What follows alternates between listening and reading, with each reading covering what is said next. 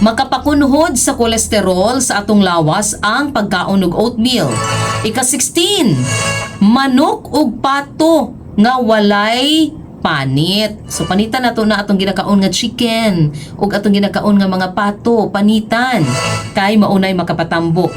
Kay pinaka mababa daw sa tambok kumpara sa karne ang pagkaon og karning manok o karning pato. Number 17. Unod syempre sa karne, pero talagsa rin daw dapat kaunon, ha? Dapat daw atong kuhaon ang mga fats sa karning baboy o karning baka sa dili pa kinilutuon kay ma-convert man siya og oil. Imo pud nang makaon, di ba, ang fats. And syempre ang ika-18 ang pag-inom og tubig. Inom tag tubig sa dili pa ta mukaon kay para mabusog ta. Para pagkaon nato din na taganhag kaon, gamay na lang atong kaunon. Kay ang tubig walay calories, di pud ni siya makatambok. So kung bahala dihang mag-overdose na kadiyag water, mauna siya kanang healthy gyud gihapon.